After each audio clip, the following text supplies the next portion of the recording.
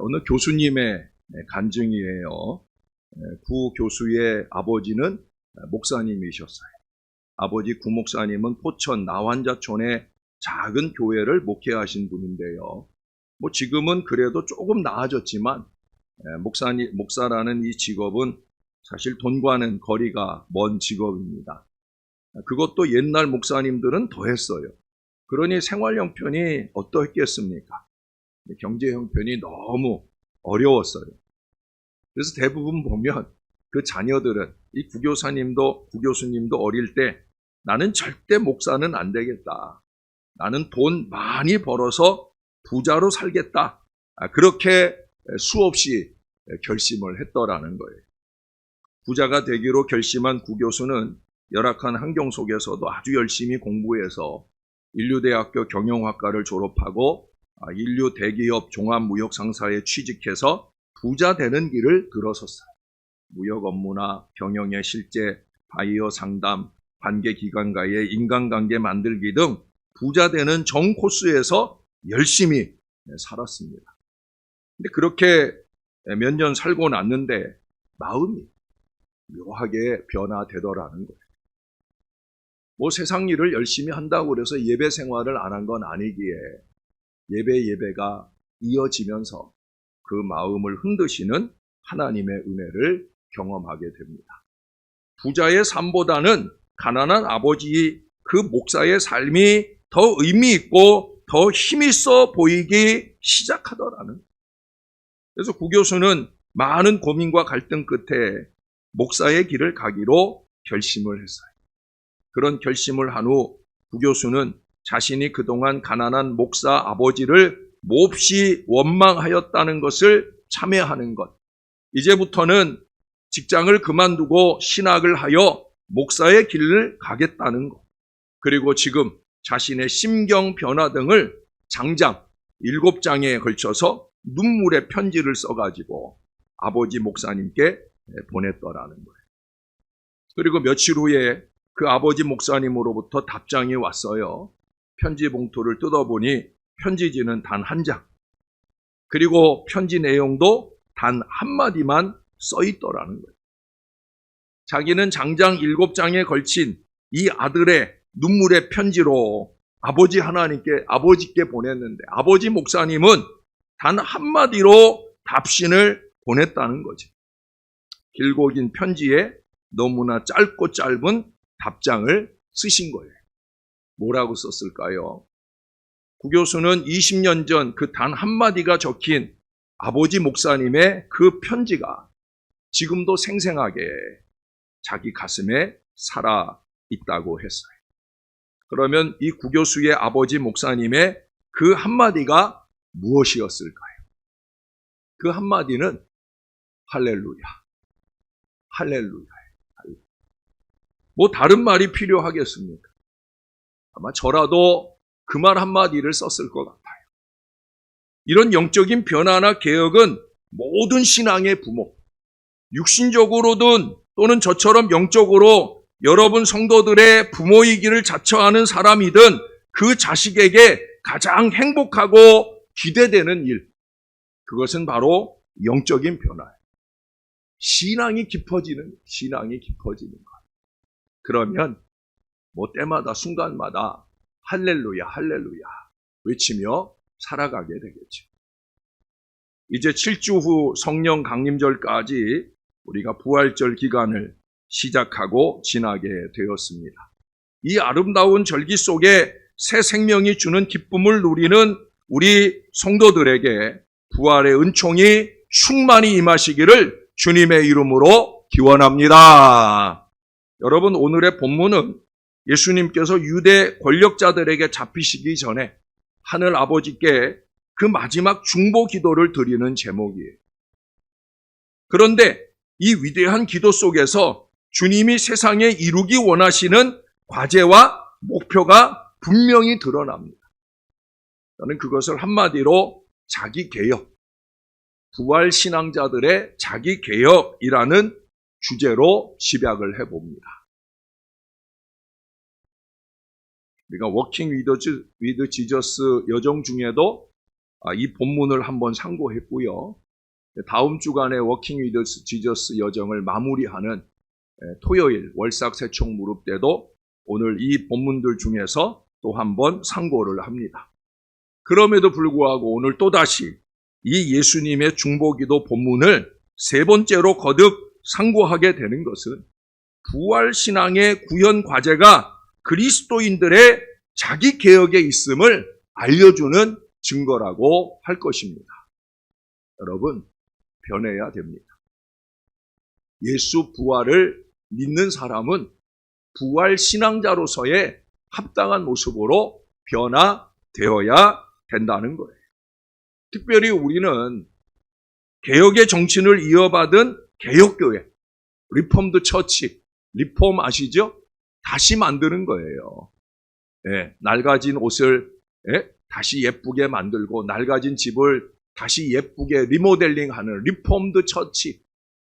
우리는 바로 그 교인들로서 이 교회 안과 밖에서 변화와 개혁의 가치를 중요하게 여겨왔어요. 지난 금요일 새벽에도 변질이나 변덕 말고 변화해야 된다. 이 말씀을 강조해 드렸어요. 이미 몇 달 전에 새벽에도 그 말씀을 드렸더니 어떤 분은 푸사에다가 그 말을 적어놨더라고요. 변질 말고 변화해야 된다. 말씀을 깊이 새기려는 마음을 느낍니다. 여러분, 종교개혁에 그치지 않고 정치개혁, 교육개혁, 그리고 이것들을 통과하는 의식의 개혁운동을 주창했어요.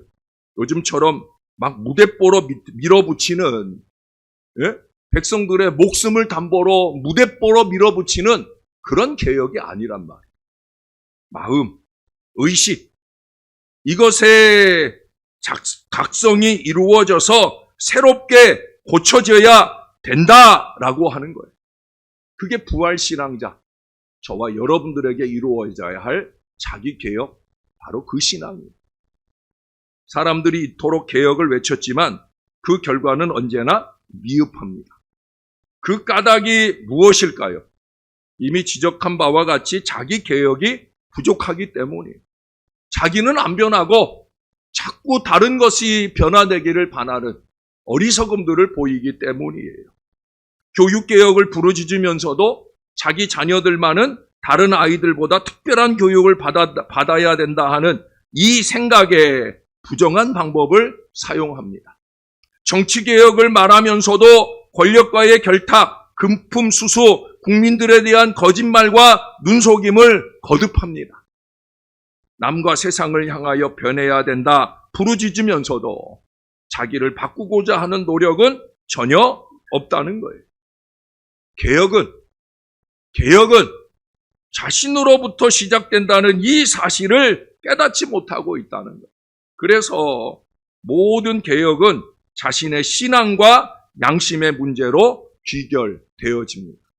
그래서 그 개혁은 섣부른 결심과 큰 소리로 되는 게 아니라 은혜를 받아야 되는 거예요. 예수 안에 개혁되고 갱신되고 변화하는 이 신앙은 은혜를 받아야 되는 거예요. 은혜 받고 변화되고 은혜 받고 깊어져요. 신앙의 연륜에 걸맞는 깊은 신앙, 그것이 저와 여러분의 과제라는 거예요. 그래서 오늘 본문에서 우리 주님께서 요구하시는 자기 개혁의 첫 번째는 뭐냐? 11절의 말씀에 보는 것처럼 거룩한 연합, 하나됨에 있습니다. 11절을 한번 보실래요? 나는 세상에 더 있지 아니하오나 그들은 세상에 있사옵고 나는 아버지께로 가옵나니 거룩하신 아버지여 내게 주신 아버지의 이름으로 그들을 보존하사 우리와 같이 그들도 하나가 되게 하옵소서. 여기 마지막에 보니까 우리와 같이 그들도 하나가 되게 하옵소서. 할렐루야. 주님이 간절히 기도한 첫 번째 중요한 기도는 뭐냐? 하나가 되게 하옵소서. 우리 제자들의 완전한 연합과 통일성을 바라고 계시다는 거예요. 그러나 변덕이 심한 우리 인간들의 일치란 얼마나 어려운 것인지 알고 계셨던 우리 예수님은 전제를 하잖아요. 뭐라고? 우리와 같이라는 이 통일, 이 하나됨의 모범을 제시하였어요. 우리와 같이. 이게 뭐예요? 예수님께서 아버지 하나님과 하나 되는 모습은 뭐예요? 아버지 원대로 되기를 원하나이다. 이것으로 하나 되시는 거예요. 그 아버지와 그리스도의 하나됨을 본받는 것이 올바른 그리스도인의 모습이라 말씀할 수 있어요. 여러분, 이 시대를 보세요. 우리나라는 이미 남북이 갈렸는데 이제 곧 선거도 있지만은 선거 때가 되면 다시 동서로 또는 진보와 보수로 갈려집니다. 노인과 젊은이는 서로 이해할 수 없어 노소로 갈렸고, 기업은 노사가 늘 갈려 있어요. 이념적으로는 좌와 우가 갈렸고, 경제적으로는 빈과 부가 심각하게 갈려 있어요. 그야말로 갈릴 수 있는 것은 모두 다 분열되고 있어요. 그런데 문제는 뭐예요? 더군다나 하나님의 말씀을 전하는 이 교회까지 여럿으로 갈린다는 거예요. 리폼드 처치, 개혁교회가 되기 이전에 그 개혁되어야만 하는 천주교는 항상 하나를 쭉 지켜오는데, 그 반면에 개혁교회의 가장 큰 약점은 쉽게 나뉘어진다는 이 문제를 가지고 있다는 거예요. 어떤 이론가는 민주사회로 갈수록 분열하는 특징이 있다라고 말하면서 독재 체제가 권력자를 정점으로 일사불란하게 보이는 모습과 비교하기도 합니다.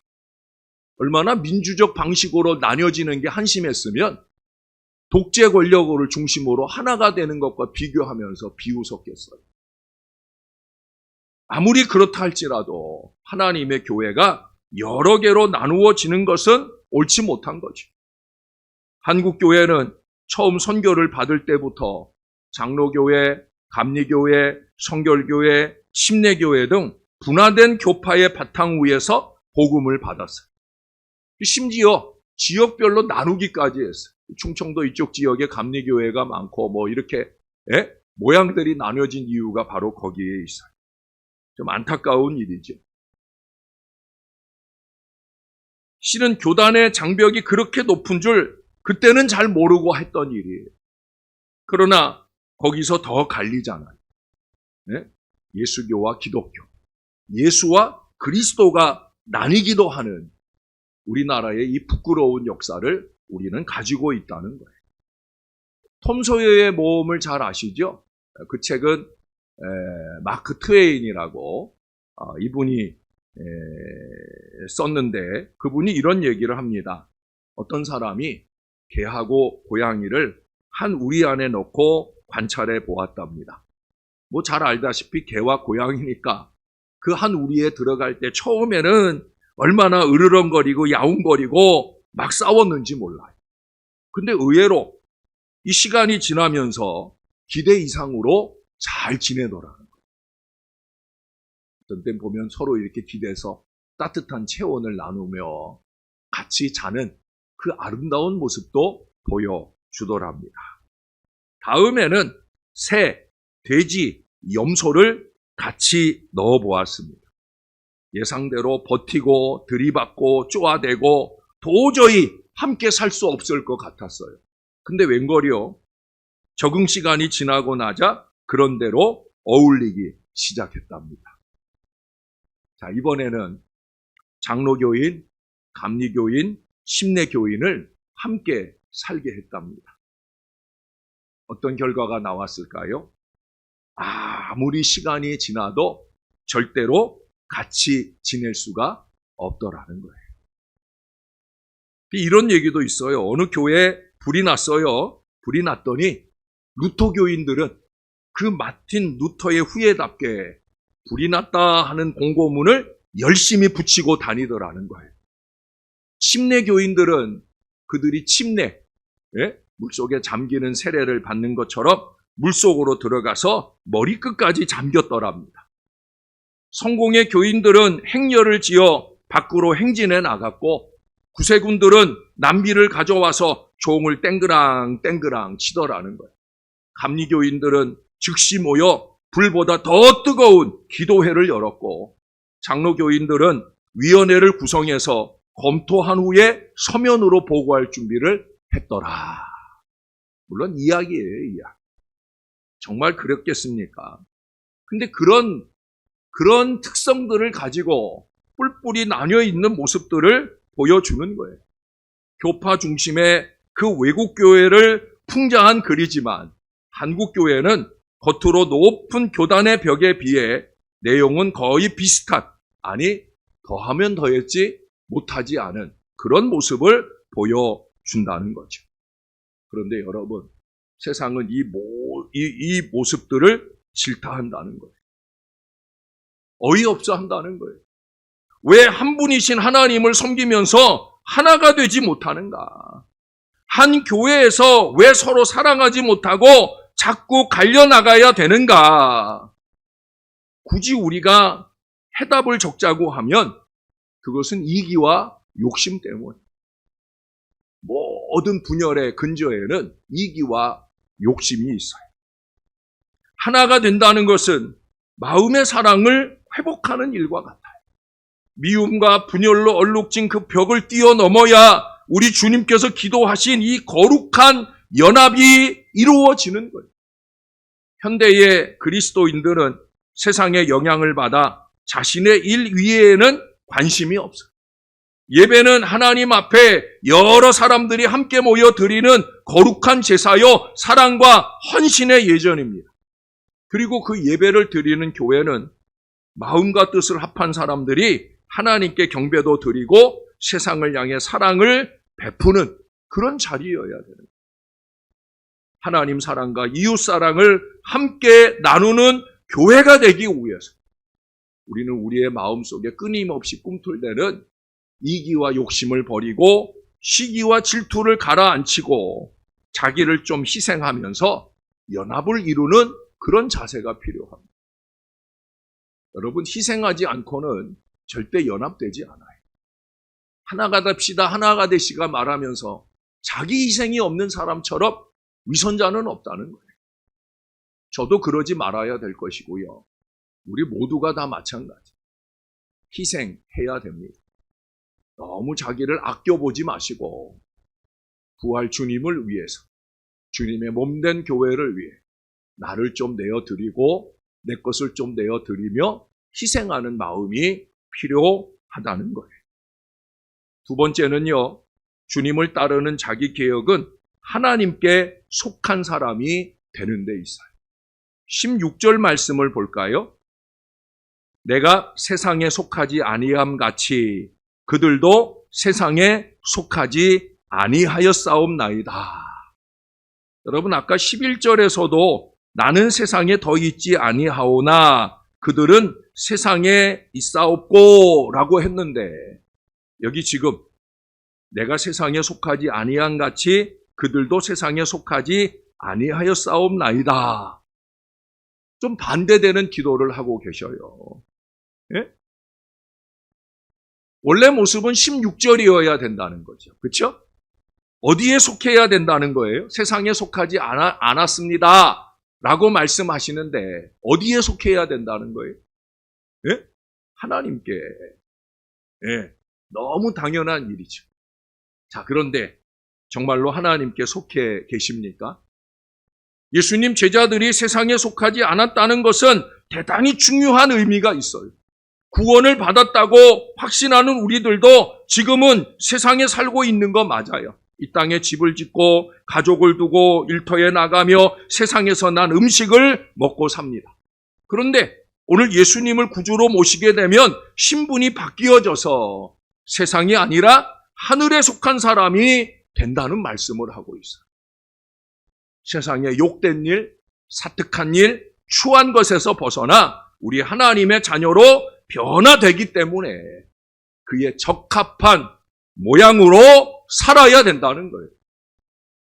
그게 때마다 순간마다 바뀌는 게 아니라 한결같이, 제가 좋아하는 단어 한결같이 언제 어디서나 누구를 만나든 우리는 세상에 속한 사람이 아니라 하나님께 속하고 하늘나라에 속한 사람이다.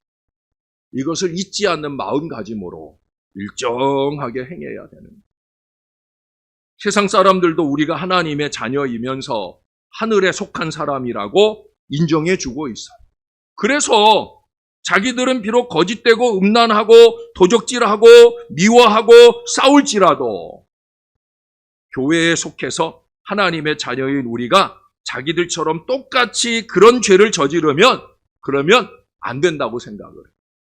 어떤 때는 야, 한잔해 그러고 권해가지고 못 이겨서 한잔하면 뒤에 가서 욕해.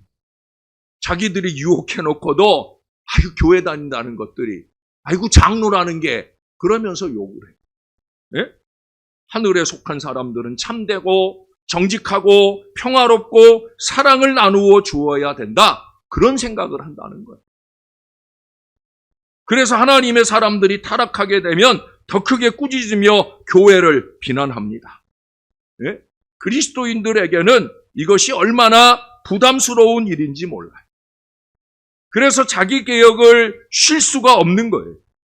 개혁의 점검 목표는 뭐냐? 내 자신이 하나님께 속해 있느냐?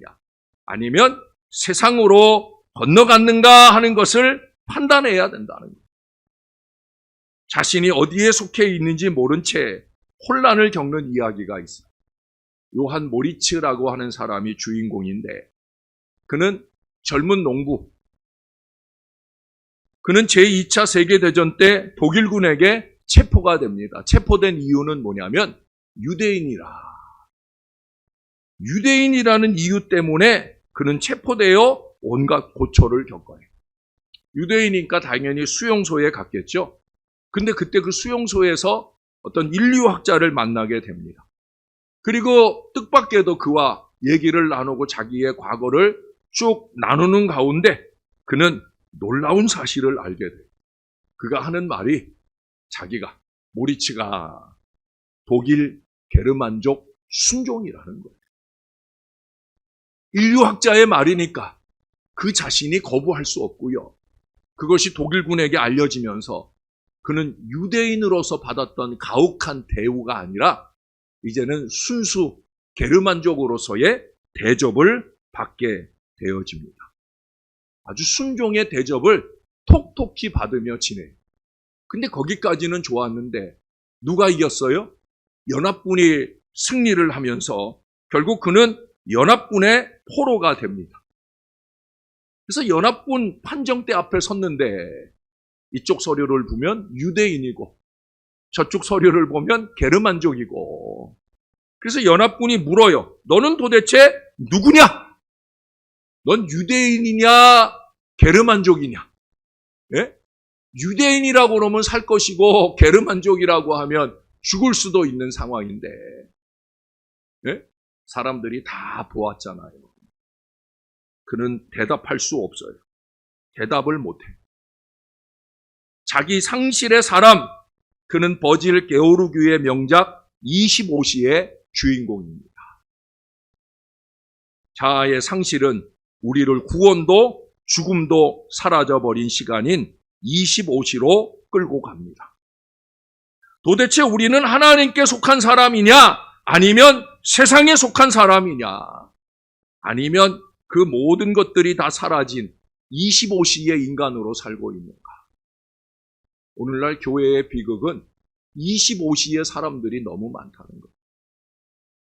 이게 하늘에 속한 사람인지 세상에 속한 사람인지 모를 사람들이 오늘날 너무 많다는 거예요. 사랑하는 여러분, 분명히 선을 그어야 합니다. 거듭난 사람은 세상과 결별한 하나님의 사람이요, 그 하나님의 자녀답게 살아내야 되는 거예요. 교회 안에서도 세지 말아야 되고 세상에 나가서도 세지 않는 하나님의 자녀로 굳건한 마음을 지켜야 되는 거예요. 그게 바로 주님이 기뻐하실 자기 개혁 세 번째, 진리로 거룩하게 되는 일이에요. 자, 17절 말씀입니다. 우리 짧은 말씀이니까 같이 한번 읽어보겠습니다. 우리가 그 워킹 위드 지저스 동안에도 이 말씀을 한번 읽었었어요. 같이 한번 읽을까요? 시작! 그들을 진리로 거룩하게 하옵소서. 아버지의 말씀은 진리니이다. 할렐루야. 그 뒤에 19절 보세요. 또 그들을 위하여 내가 나를 거룩하게 하오니 이는 그들도 진리로 거룩함을 얻게 하려 함이니이다. 우리 예수님이 거룩해지신 목표가 뭐냐? 우리가 진리로 거룩해지기를 원하신다. 진리로 거룩함을 얻는 것이 자기 개혁의 마지막 최우선적인 방편이라는 거예요. 진리이신 예수 그리스도를 알고 깨달아 삶의 문제를 해결하려 한다면 거룩함을 얻어야 된다. 여러분, 이게 제일 중요합니다. 우리가 왜 자꾸 예배하며 사느냐?